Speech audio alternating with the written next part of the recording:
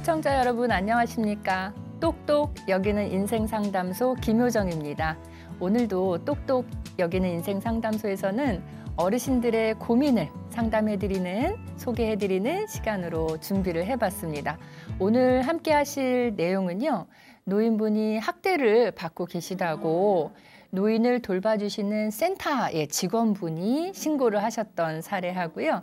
두 번째 사례는 요즘 시대의 현상을 반영하듯이 100세 되신 할아버지, 근데 혼자 살고 계시대요. 그래서 아드님이 걱정이 되셔서 상담을 의뢰하신 사례입니다. 첫 번째 우리 얘기 나눠볼 사례는 우리 노인 시설 중에서 지난주에 제가 아이들 어린이집처럼 주간보호센터에 대해서 말씀을 드렸었죠. 네. 오늘 신고를 해주신 센터의 직원분은 주간보호센터가 아니라 단기보호센터라는 곳이에요. 주간보호센터는 말 그대로 주간 동안, 낮 동안에, 물론 이제 밤 10시까지 연장이 되긴 했지만 밤에 주무시는 건 안 되거든요. 그래서 어쨌든 하루 동안 돌봐드리는 곳을 우리가 주간보호센터다 이렇게 얘기를 하고요. 지금 말씀드리려고 하는 단기보호센터는 단기간 동안 돌봐드리는 곳이에요. 그러니까 거기서 주무시는 거예요. 3일 또는 4일 동안 맡아서 돌봐드리는 곳, 그런 곳입니다. 그래서 어떤 노인의 사례인지 제가 소개를 드리겠습니다. 천안에 사시는 할머니시고요. 할머니 연세는 81세세요. 81 되셨으니까 연세가 많으시죠. 근데 이 할머니는 몸이 불편하셔서 한의원을 이용하시다가 의료사고가 발생을 했어요. 그래서 하반신에 마비감이 생기신 거죠.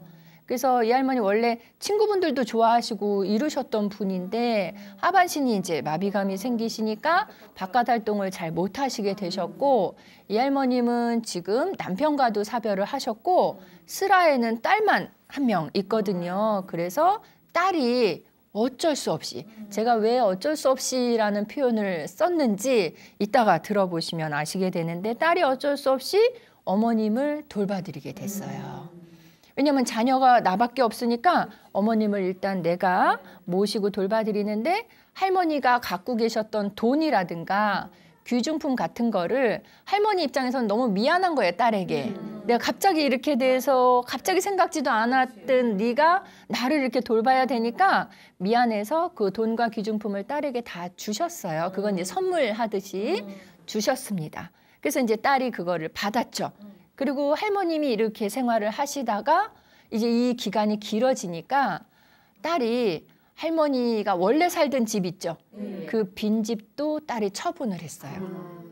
이때부터는 할머님이 주신 게 아니고 딸이 할머니의 재산을 몰래 다 사용하기 시작한 거죠.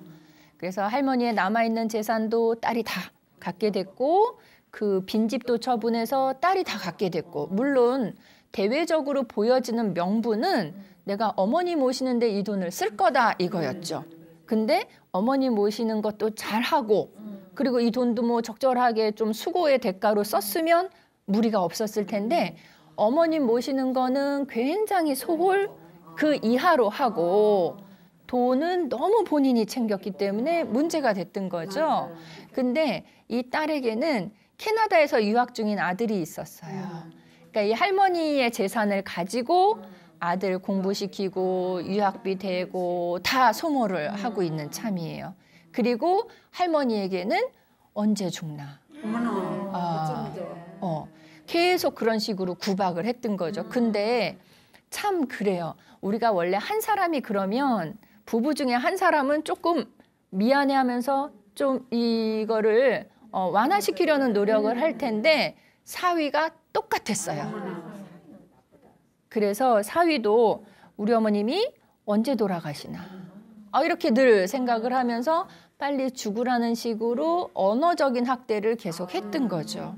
그리고 이 사위는 그것까지는 아니어도 딸은 남들이 보지 않는 때에 할머니를 꼬집고 또 심할 때는 얼굴을 때리기도 하는 등의 신체적 학대도 가했다고 합니다. 근데 할머니는 이걸 그냥 견디셨던 거예요. 자, 이런 상황에서 노인분들이 저희가 그렇게 얘기를 해요. 학대 받으시면 신고하세요. 요즘 학대 신고할 수 있는 전화번호라든가 이런 곳들이 여러 곳들이 만들어져 있기 때문에 반드시 이거는 사람이 사람을 학대한다는 거는 그냥 단순한 범죄를 넘어서서 인간으로서의 권리라고 하는 인권이 침해당하는 굉장히 심각한 문제이기 때문에 반드시 신고 전화를 하셔야 됩니다라고 말씀을 드리는데 그럼에도 불구하고 노인분들이 신고를 못 하세요. 하나는 내가 그동안 이 자식을 공들여 키운 이 자식 이름에 빨간 줄을 긋게 하는 거를 내가 용납을 못 하시는 거. 또 하나는 내가 학대를 받았다고 신고를 하면 이 자식들이 나를 이제 더 이상 돌보지 않을 텐데 그러면 나는 학대를 받았다고 신고를 할 때는 어느 정도 마음이 있으셔야 되냐면 내가 신고하고 나가서 내가 살 수 있는 능력이 되셔야지 가능한 거예요. 학대를 받는다고 내가 신고하면 이 집에서 쫓겨나면 어떻게 하지? 이 생각이 먼저 드시기 때문에 학대를 받아도 난 그냥 여기서 국으로 살아야 되는구나 이런 생각에 신고를 못 하세요. 근데 신고를 이렇게 학대를 받은 경우에도 신고를 못 하시면 어떤 일이 생기냐면 학대를 가하는 사람 입장에서는 학대를 해도 밖에 얘기가 노출되지 않네. 내가 학대한 걸 아무도 모르네. 또 상황이 비슷한 상황, 스트레스 받는 상황이 되면 또 학대를 이제는 죄책감을 안 느끼는 채로 학대를 하기 시작해요. 그래서 노인분들이 학대에 대한 신고를 하지 않으시면 학대는 반복적으로 일어난다는 걸 생각을 하시고 반드시 도움의 요청을 하실 필요가 있을 것 같습니다. 자, 이렇게 이 할머니는 딸과 사위의 학대 때문에 심적인 고초가 굉장히 크셨고 모멸감, 불안감 이런 것들 많이 느끼셨고 심하게는 내가 이들 손에 언제 죽을지도 모르겠다는 생각까지 했겠죠. 밤에 주무실 때도 마음이 편하지 않았을 것 같아요. 그래서 이렇게 지내셨는데 이 사실이 절대 이 가족 안에서는 외부로 알려질 수 있는 상황이 아니죠. 노인이 신고 안 하시니까. 자, 근데 이 사실이 밖으로 알려진 계기가 있었어요. 캐나다에서 유학 중인 손주가 결혼을 위해서 결혼을 하려고 한국에 들어온 거죠. 그래서 결혼 준비하고 막 이렇게 부산하고 하니까 이 몸이 불편한 노인을 집에서 모시기 그러니까 한 며칠 동안 결혼식 있는 며칠 동안만 단기보호센터에다가 어르신을 맡긴 거죠. 자, 거기 며칠 계시는 동안 어르신의 상태를 이 센터 직원들은 봤죠. 다른 노인들하고는 달리 여기 멍이 나 있네. 보기에는 멀쩡해 보이시는데 어디가 아프다고 얘기를 하시네. 보니까 이런데도 머리가 웅큼웅큼 빠져 있는 것도 보이네. 또 할머니가 일단 상처가 안 보인다 해도 할머니 표정이 다 말해주거든요. 일단 침울하세요. 또 이야기를 그렇게 한껏 이렇게 밝은 표정으로 이야기를 못 하세요. 그런 분들은 아주 위축되어 있죠. 그래서 이 센터 직원이 그걸 의아하게 일단 의심을 했어요. 근데 물증이 없죠. 그래서 이제 의심까지는 하고 있는데 딸이 가끔 할머니를 방문해서는 센터 직원한테 이렇게 물어본 거예요. 어머니 잘 지내세요? 이렇게 물어보는 게 당연하죠. 근데 우리 어머니 오래 사실 것 같아요. 일찍 안 돌아가실 것 같죠? 이렇게 물어본 거예요. 그래서 이 직원이 너무 놀랐던 거죠. 와, 어떻게 딸이 저렇게 얘기를 할까? 이 말인즉슨 빨리 돌아가셔야 되는데 왜 저렇게 안 돌아가십니까? 이 얘기를 했던 거죠. 그래서 이 센터 직원이 너무 놀랐어요. 그래서 이제 고기까지 일단 이만큼을 이제 챙겨두고 있었죠. 그랬는데 할머님이 이제 나가셔야 되는 날이 됐죠. 그러면 나가셔야 되는데 딸이 연락이 왔어요. 내가 결혼식을 이렇게 하고 나니 몸이 여기저기가 아파서 어머님을 오늘 못 모시고 올 것 같습니다 해서 센터 같은 경우는 1회에 한해서 연장이 가능해요. 그래서 할머니가 며칠 더 머무시게 됐죠.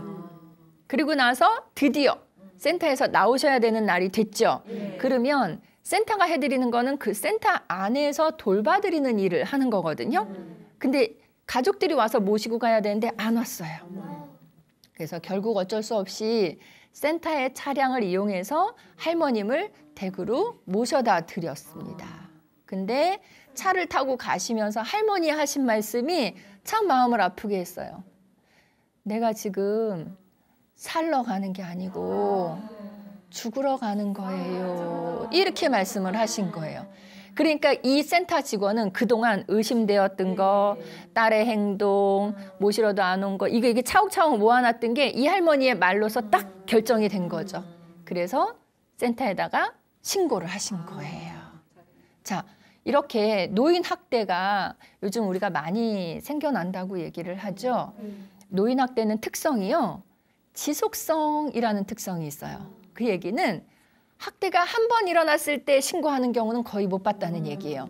저희가 학대받은 노인이 있다, 또는 노인이 스스로 내가 학대를 받습니다 라고 신고를 하시면 그 사례를 상담을 해보면 학대받으면서 사신 지 10년, 뭐 어떤 경우는 30년, 30년 같은 경우는 노인 학대가 아니라 가정폭력으로부터 계속 이어져 오신 거예요. 자, 그래서 노인 학대의 특성을 우리가 지속성이라는, 또 만성화라는 그런 표현을 쓰게 됩니다. 그리고 두 번째 특성이 복합성이에요. 지금 이 사례에서도 보셨지만 노인이 욕 들으셨죠? 또 맞으셨죠? 돈 다 뺏기셨죠? 또 돌봄은 제대로 제공 안 됐죠? 자, 방임까지 여러 가지 학대 유형들이 다 포함이 돼 있어요. 우리가 학대의 유형을 옛날에는 때리는 것만 학대로 생각했었거든요. 근데 최근으로 오면서 학대의 유형이 점점 더 많이 세분화되고 있어요. 근데 이제 그 중에서도 1번으로 꼽는 게 신체적 학대. 때린다, 꼬집는다, 핥힌다, 다 신체적 학대에 포함이 돼요. 자, 그럼 이거는 학대일까요, 아닐까요? 학대죠. 그렇죠. 이 사례는 충분히 학대죠. 자, 이런 경우가 있었어요. 며느리랑 할아버지랑 싸우는데 무슨 얘기를 하다가 말다툼이 시작됐어요.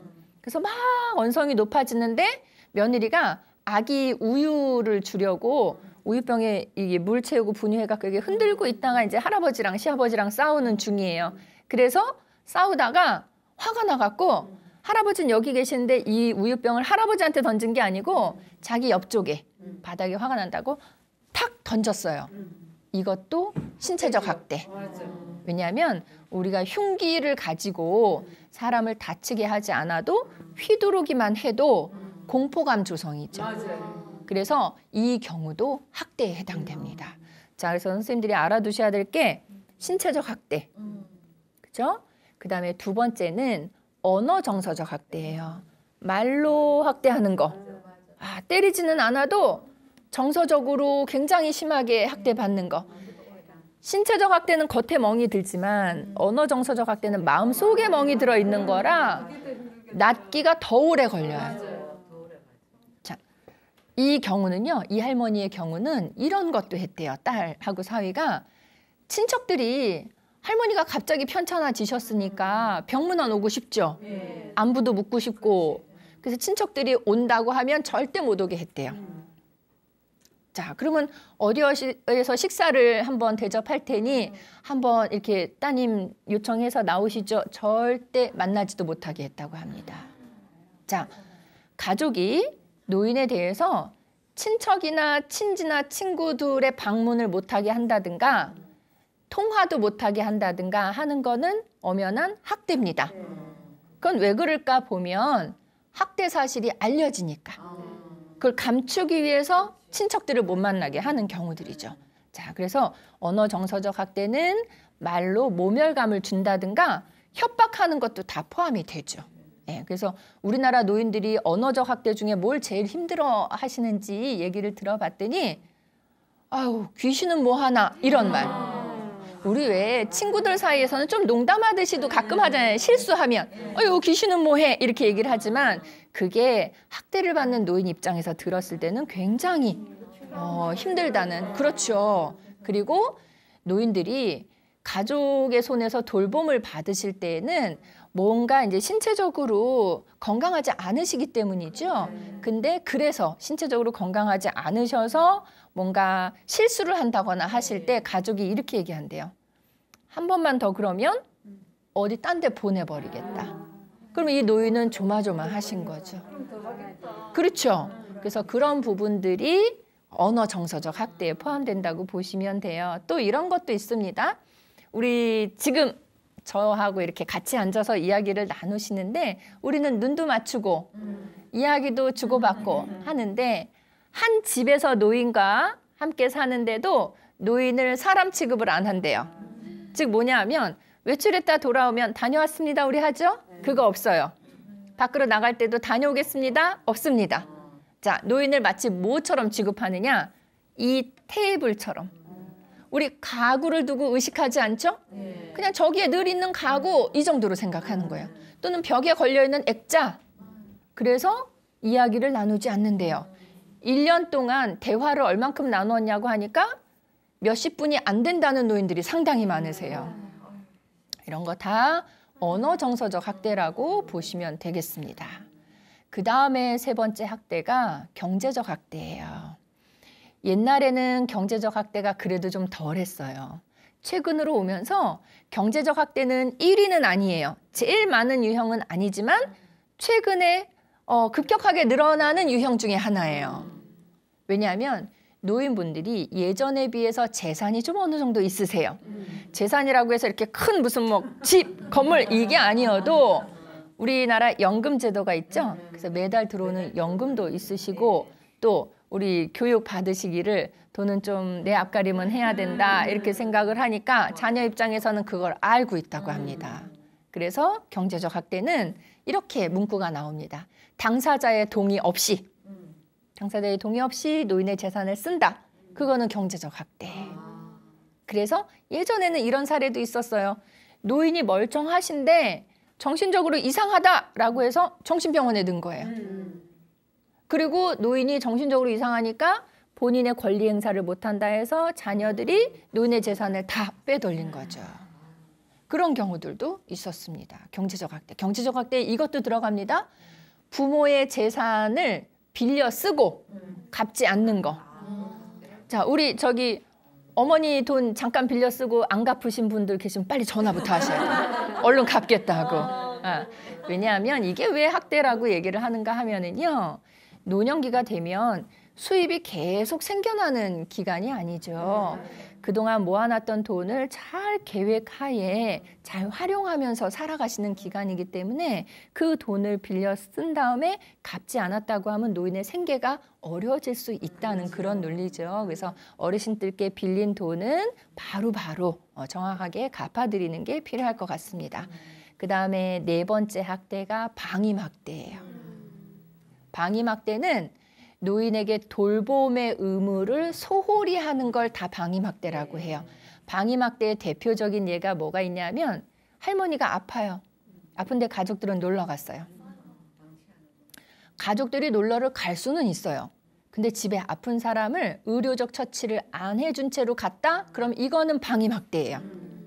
자, 그래서 방임학대의 대표적인 부분입니다. 또 하나는 노인이 예전처럼 이제 복지관 다니실 때 복지관에 매일 나오시는 노인인데 저 노인은 입고 있는 옷이 계절에 맞지 않는 옷을 저렇게 입고 오시네? 매일매일? 이상하다.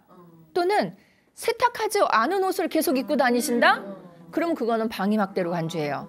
여기서 세탁하지 않은 옷이라는 건 그냥 좀 며칠 입었다 이 개념이 아니고 누가 보더라도 아주 심한 상태의 옷을 계속 입고 다니신다? 이거는 방임학대로 간주합니다. 방임학대는 그 안에서도 세부적인 종류가 몇 개가 있어요. 일반적인 방임이 있고요. 지금 말씀하신 가족으로부터의 방임이 있고요. 자기 방임도 있어요. 자기 방임을 하시는 분들은 학대 피해자도 노인이고 학대 가해자도 노인 본인이에요. 아예 곡기를 끊으셔서 그렇게 계시다가 돌아가시는 경우도 계세요. 자기 방임은 어떨 때 하시는가 저희가 분석을 해봤더니 앞에 말씀드렸던 학대 유형들을 자녀로부터, 가족으로부터 그런 학대를 받고 계시는 어르신들은 내가 이 지경이 돼서 이렇게까지 살아서 뭐 하나 하는 생각이 드신대요. 그러면서 나는 더 이상 살 이유가 없다, 가치가 없다라는 생각에 스스로를 씻지도 않고 밥도 안 드시고 그냥 이렇게 하루라도 죽어야 되겠다 생각을 하십니다. 그런 경우들이세요. 근데 이런 분들이 본인 집에 사시는 분들만 그렇지 않아요. 그리고 자기 방임을 하시는 분들, 오늘이라도 내가 갔으면 좋겠다, 죽었으면 좋겠다라고 생각하시는 분들이 어떤 경우가 많은가 하면 주변의 친구들이 하나 둘씩 세상을 뜨셨을 때 친한 친구들이 없어지고 친한 가족들이, 친한 형제들이 이제 다 사라진 마당에 내가 이렇게 살아서 뭐하나, 남들은 다 벌써 진작에 갔는데 나는 왜 여태 안 죽나, 이런 생각을 하루하루 하면서 사시는 분들도 상당히 많으시대요. 그래서 노인 요양병원에 가보니까 연세 많으신데 얼굴에 웃음기, 핏기, 생기 없이 지내시는 그러한 어르신들이 상당히 많으십니다. 그래서 방임에는 가족으로부터의 방임이 있고 또 스스로 하시는 자기 방임이 있고요. 그 다음에 제일 무서운 거, 유기가 들어있어요. 유기. 유기는 노인을 아주 안 좋은 표현으로 버리는 거죠. 버리면 못 찾는 거예요. 왜냐하면 유기의 대표적인 예를 우리가 뭐라고 하냐면 집 나간 노인을 찾지 않는다. 근데 우리 일반적으로 상식적으로 생각하면 우리 집에 노인이 집을 나가셨어. 내가 모르는 사이에.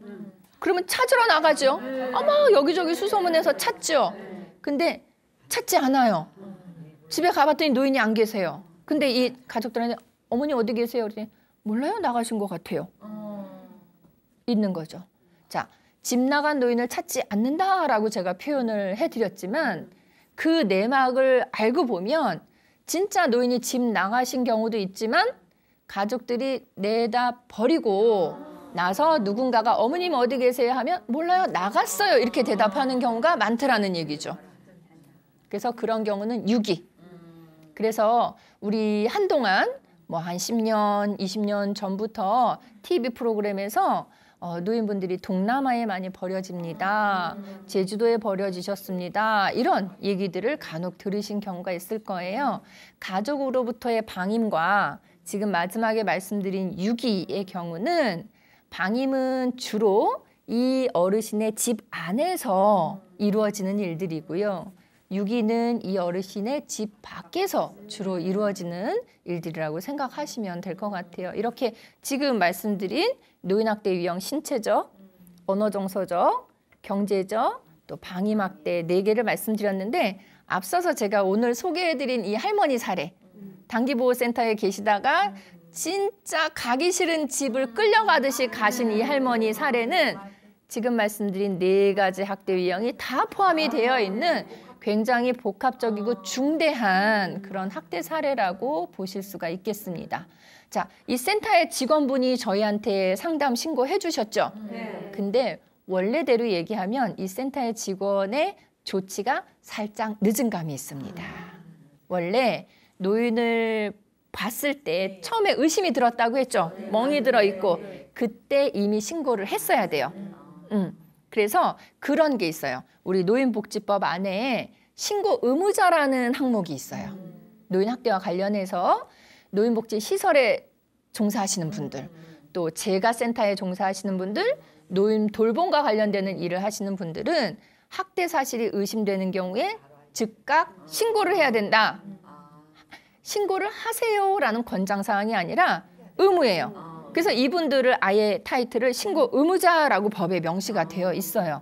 그렇기 때문에 법에 나와 있기 때문에 신고 의무자가 신고를 하지 않았어요. 그러면 이분들은 과태료 500만 원을 물게 됩니다. 과태료 500만 원도 요 몇 년 전에는 과태료 300만 원이었어요. 근데 이 문제가 요즘 시대에는 굉장히 중요한 문제로 대두가 되기 때문에 200만 원이 또 오른 거죠, 그 사이에. 돈이 올랐다는 건 돈의 개념이 아니라 그만큼 중요한 일이니 의심이 되거나 발견되는 즉시 바로바로 신고하세요라는 그런 의미가 될 것 같습니다. 그래서 선생님들도 그런 내용들을 알아두시고 그러면 주변에서 우리도 우리 이 시설에서 일하는 사람들은 아니지만 이 방송을 보시는 분들이 우리 윗집 할머니가 자꾸 학대받는 것 같아요. 아니면 뭐 우리 옆에 할아버지가 학대받는 것 같아요. 그러면 어떻게 해야 되죠? 라고 궁금하시죠? 그럴 때 이제 전화번호를 기억해 두시면 됩니다. 예, 1577에 1389번으로 신고를 하시면 전국에 있어요. 노인 보호 전문기관이 전국에 30여 개가 활동을 하고 있기 때문에 전화 거시는 지역에서 가장 가까운 센터로 전화가 울리게 됩니다. 그래서 그쪽에서 전화 상담도 하고 아니면 필요할 때는 그 노인을 찾아뵙고 여러 가지 정황을 살펴보고 도움이 필요한 부분은 또 도움을 드리기도 하니까 노인보호 전문기관의 전화번호를 기억하시는데 우리나라의 핫라인이라고 해요. 1577에 뭐뭐뭐뭐 하는 거. 그런 번호들이 1577에 13까지는 똑같아요. 뒤에 두 글자만 달라요. 근데 노인 학대를 신고하는 노인보호 전문기관은 저희가 그 번호 만들 때 뒤에 두 글자를 뭘로 할까? 가급적이면 좀 노인들이 한번 들으시면 기억하실 수 있게 하자라고 해서 노인이 학대받으신 분들 우리가 보면 빨리 구하자 해서 빨리 구하자 89 이렇게 만들어놨어요. 예, 조금 낫죠? 예, 그래서 1577에 13은 똑같다고 했어. 그러니까 뒤에 두 자리만 빨리 구하자 89 이렇게 기억하시면 될 것 같고요. 또 노인분들의 학대가 됐든 뭐가 됐든 일반적인 상담이나 신고든 뭐든 노인 관련되는 문제 궁금하시면 서울 지역번호 02 하시고요. 303에 0070 뒤에는 70번입니다.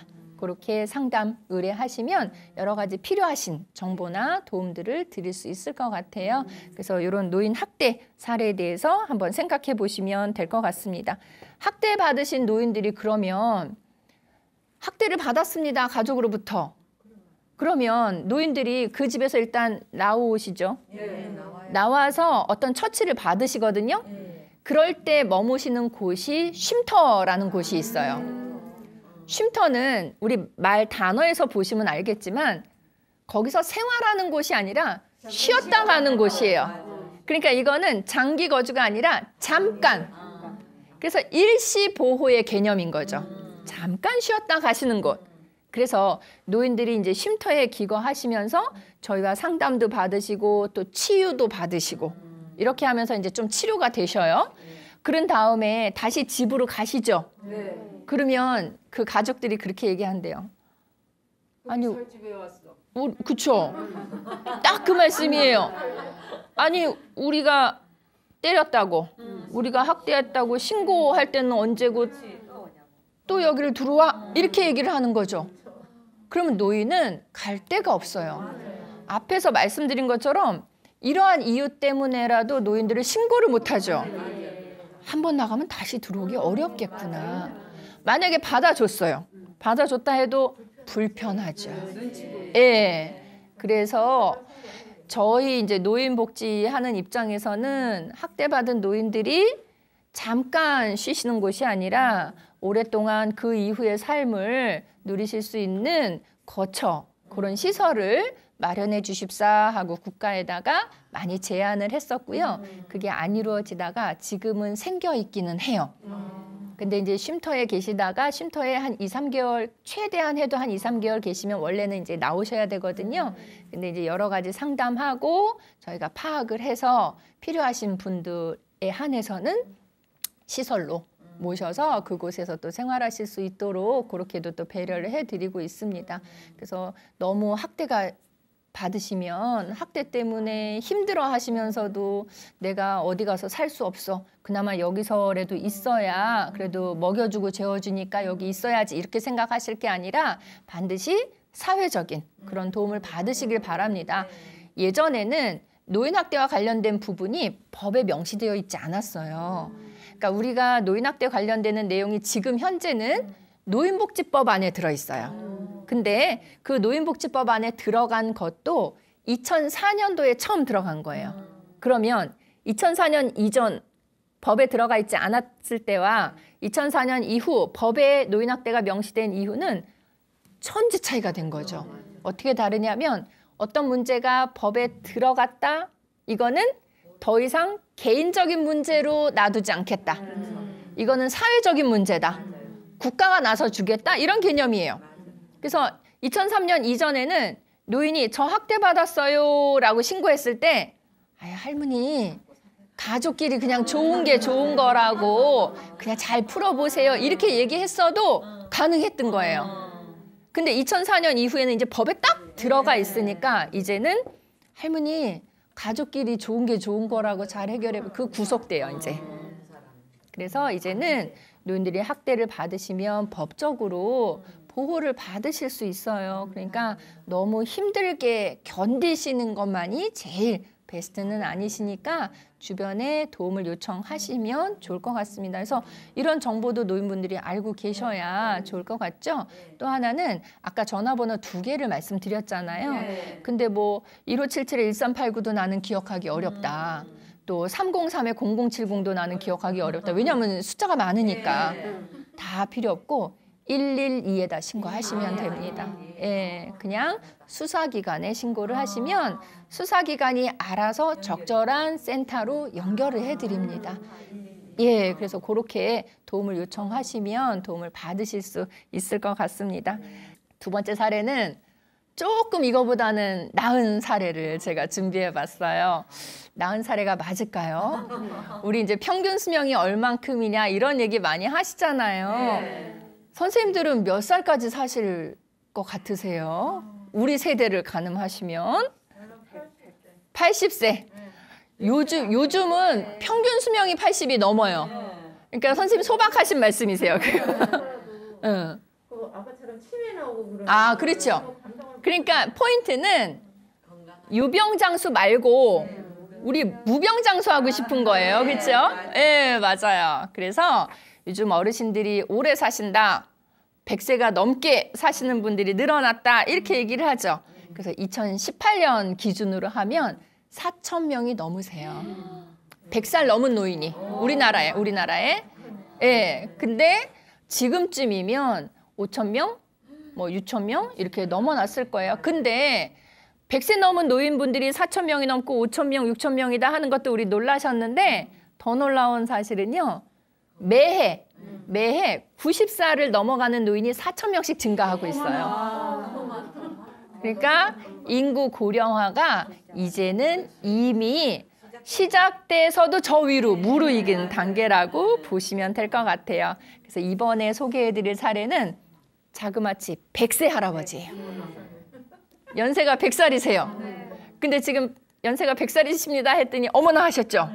더 어머나 하실 사실은 100살이신데 혼자 밥 해 드시고 혼자 빨래 하시고 혼자 그러고 지내세요. 그 할아버지 방을 봤어요. 와, 이 시골쯤에 사시는데 방 안에 다 갖다 놓으셨어요. 주방에 있어야 될 거 뭐 이런 거 다 필요 없어요. 왜냐하면 내가 100살인데 내가 편하게 사는 게 최고지 해서 할아버지가 딱 여기 앉으시잖아요, 방에. 그러면 손 뻗치는데 다 나. 그래서 위에서 이 그림을 보면 상당히 재밌습니다. 근데 손 뻗치는데 다 놔뒀다고 해서 대충 해 드시는 게 아니고요. 생선도 구워 드시고요. 다 해 드세요. 라면도 끓여 드시고 이쪽에 문 여는데 왜 시골은 문 이렇게 열고 닫고 하실 때 이렇게 고무줄 같은 거 묶어 놓으셨어요. 이렇게 당기시려고. 그거 이렇게 탁 해서 보면 거기 손 딱 닿는데 막걸리도 꽂아 놓으시고 다 하셨어요. 이 할아버지는 100세지만 상당히 건강하세요. 아드님이 상담을 요청을 하셨는데 아드님 이야기로는 아버지가 백내장 수술만 좀 하셨다 뿐이지 나머지는 저보다 건강하세요. 근데 실제로 그러실 것 같아요. 이 할아버지는 아침 드시면 하루 일과가 아침 드시면 동네 한 바퀴 산책하는 게 일과예요. 근데 어떨 때는 자전거를 타고 산책하세요. 100세에 자전거를 타세요. 그래서 어르신은 언제부터 그렇게 자전거를 타셨습니까? 했더니 어렸을 때부터 타셨대요. 그리고 이 동네에서는 50년 이상을 사셨기 때문에 지금 백내장 때문에 눈이 좀 흐리고 잘 안 보이신다 해도 지리가 그냥 다 있는 거예요. 머릿속에, 발길에, 손길에 다 지리가 익혀져 있으신 거죠. 그래서 감각으로 타고 다니세요. 근데 노인이 100세 정도 되신 노인이 여기서 저기까지를 걸어가신다고 한번 생각해 보면 그 거리를 자전거를 타고 가시는 거는 훨씬 더 수월하신 방법이에요. 그래서 이 노인에게 있어서 지금은 자전거가 발의 역할을 하고 있습니다. 그래서 혼자 빨래도 얼마나 잘하시나 몰라요. 세탁기 안 쓰시더라고요. 혼자 마당에서 하시는데 빨랫줄 잡고 이렇게 질겅질겅 빨래를 하세요. 다 하세요. 나름대로 터득하셨어요. 근데 이 사례에서 고민은 뭐였냐면 아드님이 아버지가 100살쯤 되니 우리는 저쪽에 살고 아버지는 시골에 사시니까 걱정이 되잖아요.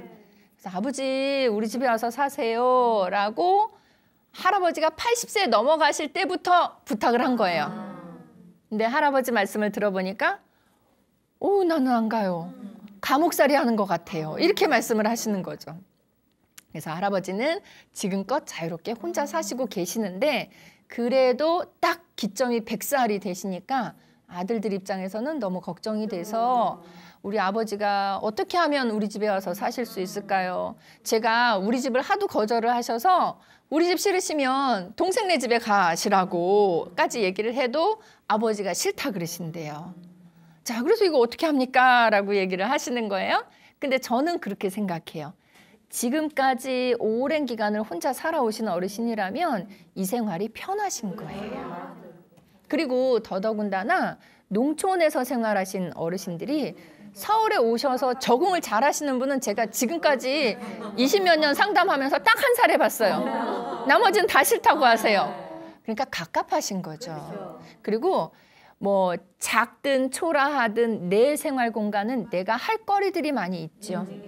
근데 남의 집에 아들 집이어도 남의 집에 가시면 이 할아버지가 할 수 있는 게 없어요. 그냥 해주는 밥 드시고 따뜻한 데서 계시고 편안하지만 너무 무료하신 거죠.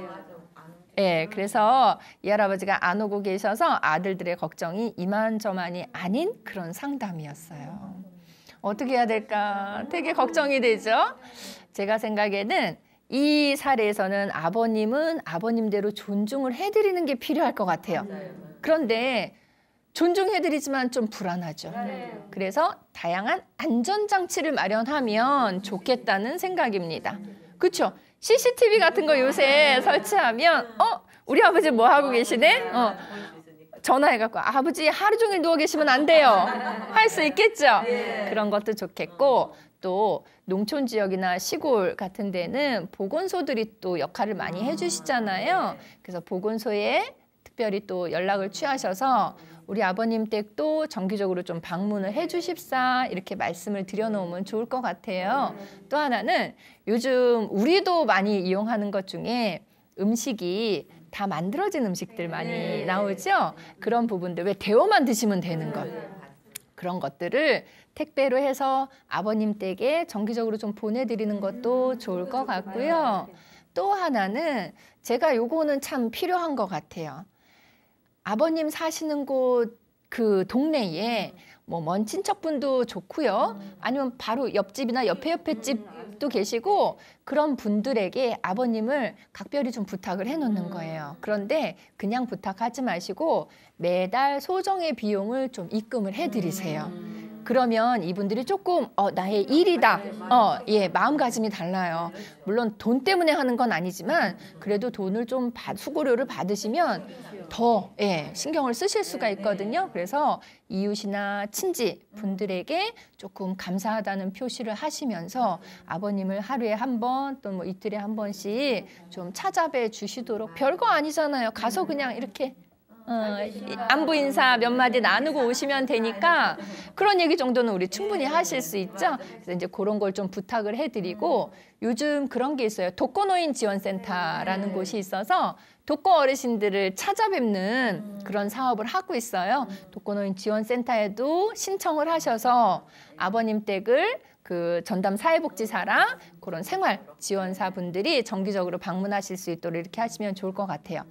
또 하나 조금 이거는 돈이 많이 들지도 않으면서도 되게 유용한 방법이에요. 부모님이 농촌이나 이렇게 먼 지역에 나와 먼 곳에 살고 계신다 하면 부모님께 그 유산균이나 주스나 우유를 신청을 해드리면 좋습니다. 우유 배달. 그렇죠. 안 드시면 맞아요. 우유나 유산균은 매일매일 배달을 해주시는데 그냥 드리는 게 아니라 요만한 주머니에다 담아드리죠. 그러면 내일 이 분이 가서 이제 우유를 넣어드리려고 딱 넣었더니 어저께 그대로 남아있어. 그러면 연결을 해주는 거죠. 그래서 노인분들이 혹시 혼자 지내시다가 뭐 이렇게 넘어지신다든가 어떤 사고를 당하실 수도 있잖아요. 그럴 때 혼자 계시기 때문에 아무도 이걸 발견을 못한 채 방치가 됐을 때 사망으로까지 이어질 수가 있잖아요. 그래서 이런 주스라든가 유산균 같은 거 값은 얼마 안 나가지만 참 유용한 서비스인 것 같아요. 그리고 그거를 배달해 주시는 분들도 회사로부터 이런 독거 어르신에 대한 교육을 받으신다고 해요. 그러니까 이런 것들을 연결을 해 놓으시면 그래도 조금 안심이 되는 안전장치가 될 수 있지 않을까 하는 그런 생각들을 해봅니다. 이런 얘기 들으니까 안심이 되죠. 그렇죠. 예. 그래서 우리 말씀 나누신 CCTV부터 해가지고 여러 가지 안전장치를 해놓으시면 훨씬 유용할 것 같고, 그리고 또 한 가지를 말씀을 드렸어요. 뭘 드렸냐면 아버님한테 아버님 우리 집에 와서 사세요라고 하니까 절대 안 오시죠. 그러지 마시고 요즘처럼 왜 한겨울, 겨울 중에서도 한겨울, 여름 중에서도 한여름, 이렇게 아주 춥거나 아주 더운 시기, 그때만 아버지 우리 집에서 일주일만 그렇게만 한번 생활해 보시도록 하는 거예요. 어르신이 지루해도 일주일은 견디실 수 있겠죠. 365일 지내시라고 하면 너무 힘들지만 일주일 지내보시는 거예요. 또 한여름에 너무 더울 때 시골에 이 햇살도 강한데 거기 계시기보다 일주일만 와서 지내고 가시는 거예요. 자, 그렇죠. 그럼 어르신들은 일주일이니까 그냥 즐겁게 지내시다가 가시고, 또는 이 일주일이 어르신들이 편안하다고 느끼시면 2주, 3주 이렇게 늘어날 수도 있어요. 그래서 1년 내내 모시기보다는 어느 시기 때에 이렇게 잠깐씩 여행 오시듯이 그런 마음으로 다녀가실 수 있도록 이렇게 배려해드리면 어떨까 하는 생각이에요. 물론 이 댁에 저하고 상담해 주신 아드님도 그렇고 다른 형제들도 아버님을 자주 찾아뵙고 있어요. 그래서 이제 그거 참 잘하고 계시는데, 그거와 더불어서 말씀드린 이런 안전장치들, 또 사회적으로 도움을 받을 수 있는 이런 방법들을 함께 활용을 하신다면 지금보다 걱정이 그래도 반 이상이 훨씬 또 줄어들지 않을까 하는 그런 생각이에요. 우리가 오래 사는 데 있어서 장수 사회, 뭐 100세 시대 이런 말씀들을 하는데, 그러면 사람들이 우리나라뿐만 아니라 전 세계적으로 오래 살잖아요. 전 세계적으로 고령화가 되는 데에 뭐가 제일 영향을 미쳤을까? 요거에 대한 연구들이 아주 많이 이루어졌어요. 근데 답이 2개로 나왔어요. 운동과 소식이랍니다. 그러니까 운동을 꾸준히 하고 소식을 늘 하면 무병장수를 하시더라라는 얘기를 하는 거죠. 그래서 사람들이, 우리도 그렇죠. 요즘으로 오면서 점점 건강에 관심을 많이 갖기 시작했어요. 그래서 노인분들도 어르신 댁에 가보면요, 이렇게 약병들이 되게 많이 있는데 그 약병들이 질병과 관련된 약들이 아니고 건강보조로 드시는 그 약들이 상당히 많으세요. 제가 그래서 어르신 댁을 방문해서 어느 날은 그렇게 얘기했어요. 이제 상담을 하면서, 할머니 저기 약병들 저거 다 드시는 거예요? 그랬더니 그렇대요. 오, 할머니 저 같으면 저거 하나씩 다 먹고 물 한 컵 먹고 이렇게 흔들면 배부르겠어요? 그랬더니 한참 웃으시고는 합니다. 그래서 운동하시는 거 하고 또 소식하시는 거 우리가 하실 수 있으면 좀 신경 쓰시면 좋겠고, 어르신들 같은 경우 이제 오래 사시는 데 있어서 아까도 얘기했지만 건강하게 오래 살아야 이게 의미가 있잖아요. 그러려면 우리가 여러 가지 노력들을 하셔야 될 것 같습니다. 건강을 위해서 여러 가지 공부도 좀 하시고, 우리가 치매 안 걸릴 수 있는 방법들이 많이 얘기가 되고 있어요. 근데 치매가 안 걸리시기 위해서 우리 그런 얘기 많이 들어보셨죠? 그 뇌를 많이 써라, 손을 많이 써라. 그래서 결론은 뇌와 손을 동시에 쓸 수 있는 작업을 하시면 훨씬 치매 발생률이 낮아집니다. 그래서 선생님들도 또 이 프로그램을 보시는 시청자분들도 뇌와 손을 동시에 쓸 수 있는 방법이 뭐가 있을까 항상 고민을 하시면 좋아요. 그래서 뭔가를 만드는 거 좋겠죠? 만들 때는요, 그냥 손만 쓰시는 것 같지만 생각을 해서 이걸 요 모양으로 해야 되겠다라고 생각을 하시거든요. 그래서 만드는 것도 필요하고요. 또 할머니들이든 중년분들이든 여성분들이라고 하면 요리를 하시는 거. 요리를 한다는 건요. 어느 재료를 먼저 준비를 하고 어느 재료를 먼저 볶고 요렇게 해야 된다는 계획을 해야지만 할 수 있대요. 그래서 우리 의학적으로는 치매가 중기 이상이 되면 요리를 하는 능력이 떨어진다는 얘기도 해요. 그 얘기는 단순히 요리의 개념이 아니라 계획을 하는 기능이 많이 떨어진다는 그런 얘기들을 합니다. 그래서 이제 그런 것들도 함께 생각해 보시면 될 것 같아요. 이 할아버지의 경우에 어떤 생각을 하게 됐냐면 할아버지에게 있어서는 건강을 유지하신 게 참 좋은 일이다라는 생각도 했고요. 건강을 유지하신 것만큼이나 좋았던 거는 한 지역에서 오래 사셨다는 거. 노인들은 생활 공간이 바뀌는 거, 환경이 바뀌는 거에 대해서 굉장히 큰 스트레스를 받는다고 합니다. 어느 정도의 스트레스냐면 마치 사고를 당했을 때의 충격과 같은 충격을 받는데요. 그래서 우리가 가끔 그런 생각 또는 그런 일들 하죠. 우리 어머님을 좀 더 좋은 환경에서, 우리 아파트, 우리 집 지금 너무너무 이렇게 지저분해. 더 좋은 아파트 아니면 더 좋은 집을 지어서 거기서 우리 어머님을 잘 모시겠다라고 생각하시는 분들이 계시는데 그건 조금 생각을 더 해보셔야 될 것 같아요. 환경이 바뀌었을 때 어르신들이 겪게 되는 스트레스, 이런 부분들이 어르신들의 수명을 단축시킨다고 합니다. 그래서 이제 그런 것들도 우리 함께 생각을 해보시면 될 것 같습니다. 자, 어르신 연세 많아지시면서 우리가 가정에서 느낄 수 있는 충분히 느낄 수 있는 그런 사례였다고 생각이 들고요. 다음 주에는 또 다른 어른들의 고민, 어떤 게 필요할까요? 노부부간의 문제, 이런 문제들을 제가 준비해서 또 찾아뵙도록 하겠습니다. 오늘 시청해주신 여러분 감사합니다.